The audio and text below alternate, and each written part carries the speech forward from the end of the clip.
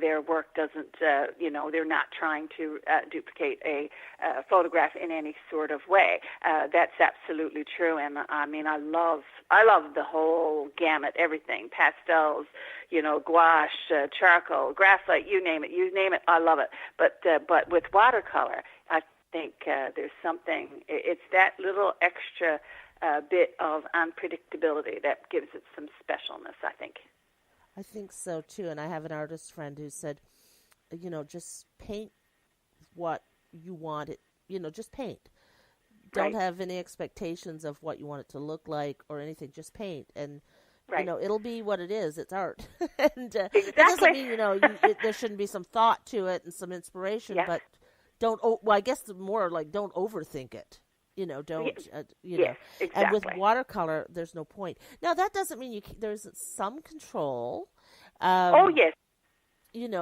I've often went, okay, that's too light and added more color, or that's too dark and added water and spread it a little. So you have that control to a degree, but it's still not 100%. No. So it's always, I find it fun, and I get really involved in it, and I could spend just doing a sky and trying to get those colors and I know, it's so good for landscape. I just think it's beautiful for landscape. It is for children's books where you are you're telling a story, and you need to have the elements in the book be completely recognizable and consistent from page to page. I use a method called pen and wash. And what that means is I draw out what I'm going to paint in a light pencil, and then I go over it with an Indian ink pen, so that's completely waterproof and permanent. And then I erase on my pencil, so then I will have sort of a pen and ink drawing. And then I soak my paper. Then I take my paper and with butcher block tape, like I say, I usually tape it down on plywood. And once it's dry, then I can paint it. Now, the drawing is there, and it's there in permanent ink, and it's not going to be going anywhere. So that is my guide then. So for, a character, a child, a tree, a house, there is that there. Now, you can branch out from it. Like in a case of a tree, you would just have a loose trunk. And then, you would put all your leaves and whatever in your skies, and ground, you just free flow that, or grass, flowers, these kinds of things. And then after, when it's dry, if you think you need more clarification, you could take the same India ink pen. These come in different sizes, from very, very tiny, 0.005 of a millimeter, up to like 7 millimeters. You can get them in different sizes. Then you can add a little bit here and there to help define it. So that's how I work when I do children's books illustrations. I use that format. So that's called pen and wash, and the pen is just as important as the wash in that case, because you do need to have that control. Yeah. Yeah, and so then it becomes more of an illustration. It's an illustration then, more so than a painting. Yeah. You're absolutely right. I have to get you to show me some. They're fun to do. Yeah, absolutely. It does sound. I'll be investing in pens next. I will have so many art supplies in so little time, but... I know. It's crazy. You're preaching to the choir. And it's also, for me, and I don't know, I think a lot of artists, I guess for you too, most people who are artistically inclined and are creative people, and I think most people are creative people that just manifest in different ways, have multiple interests. So for me, I write. Yep. That's my thing. Yes. That's definitely my first art. That's what I call it. Yes. The painting for me then is more fun, because I don't have deadlines. I don't have to sell it. I don't have, you know what I mean? So when I do a painting, it's something that I'm either going to put on the wall or not, and there's nothing for me. And do you have a secondary? I mean, I know you write the books as well. I do. The writing I find, I always tell people, the writing doesn't take as long, but it's much more difficult. And the painting takes a really long time, but it comes fairly easy for me. So the writing is the part that I do find the most challenging. and especially keeping it so simple for a very young audience. My recommended audience is kindergarten, really birth, really, but kindergarten to grade 3. That's how every book I have ever written has been rated, kindergarten to grade 3. So I have to keep the sentences short, the words simple. The whole thing has to be kept short. I try to keep it, so that there's a lot more constraints on there, and I do find that difficult. I would love to be able to tell you that I have some musical talent. I have absolutely none. My parents paid for piano lessons for me, which they didn't get any benefit whatsoever from their investment. But I love music, and if there is one artistic talent in this world that simply mystifies and amazes me, it's musical talent. And I appreciate that so much. And here in Newfoundland, we're so full of such artistic talent and musical talent. Our music is just haunting and precious and wonderful and fun and every word you can. And I'm so proud of Newfoundland in that way. I just don't have it. But boy, I wish I did. I'm really, really jealous of that. I am too. I don't really have am. that. I don't have that. No, me either. I sure wish I did. I mean, I garden, and I try to garden artistically, and things like that. And I cook, and I like to have things aesthetically pleasing, I guess we'll say. Right. So perhaps and of course that goes back again to the hairstyling. Because right. When I was around 19, I think, I was a member of the Avian Players. And although I didn't act very much, I always had a very, very small role, like girl. That would be, I would be girl who would walk on and say, 2 sentences and leave, that kind of thing. But I did the makeup and the hair for the Avian Players. And it was, so fun. So that part of it, I really, I love makeup, I love hair, I love fashion, I love all of these things. I love gardens, I love books, I love, and all of these things I feel I have a tiny bit of a grip on, but I have no grip whatsoever on music, other than I adore it. But, I really, really admire people who can play and sing and write. I mean, how does that even happen? That's a gift from God. That is music. A gift from God. Yeah.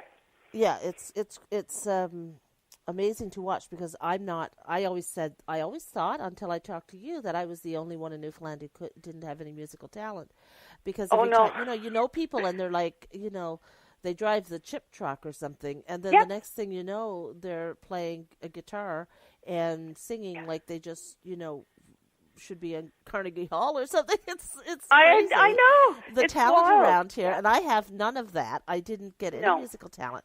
That said, I do have a bit of an ear. I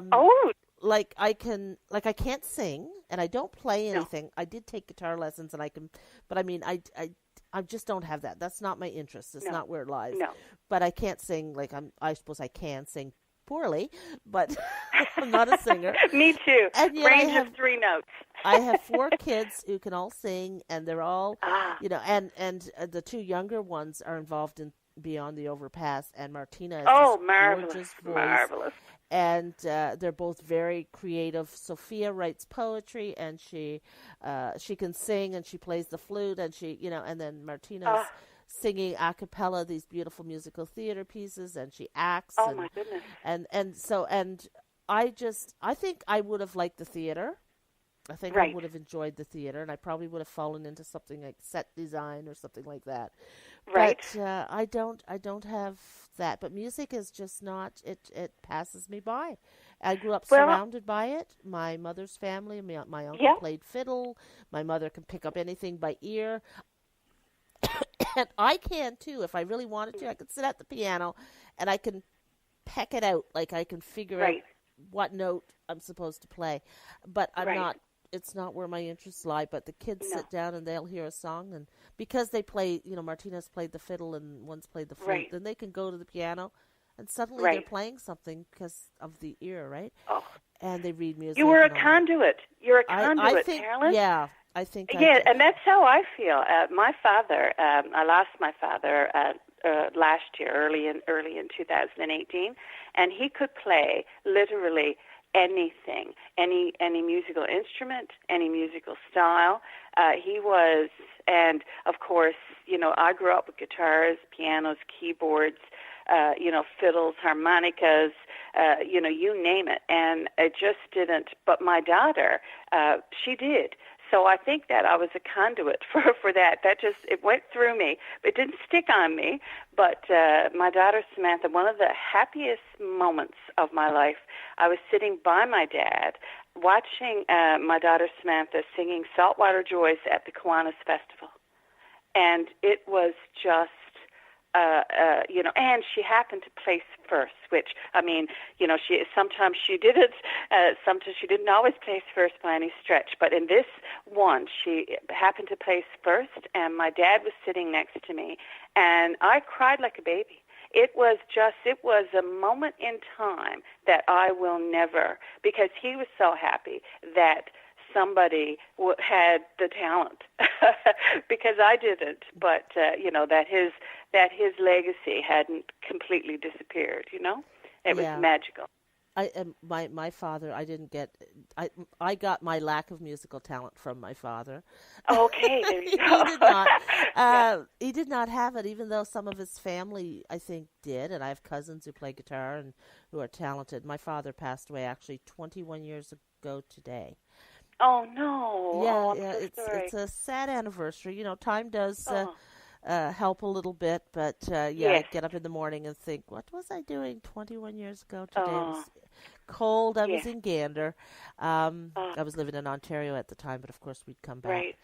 And so, but I think he would, and I think about, what would he be like, and what would he think of, the kids that he didn't meet, because he has grandchildren he didn't meet. He died when he was almost 61. So, and I think he'd be pretty okay with all the music and stuff. I think he like me, would he have loved it. Every reason to be exceptionally proud and happy. Goodness. Yeah, so it's interesting, and I think for me too, it's a turning point. We've completely veered, but it was a turning point in that he was only 61. And it's like, how do you want to spend your life, Right. Now, he had a happy life. I don't think, he was a sort of a contradiction. And now, my father could draw. Okay, now there you go. He could sit down with a pencil and draw a horse like it was running through the fields, like it was. So he had artistic talents. And absolutely. He could, I have a netting needle, the wooden needles they use for making fishing nets. I have one he carved. I mean, he had artistic skills, but, being a commercial fisherman and not having the opportunity, so it was all hobby stuff and necessity stuff. He made a needle because he had to make a net.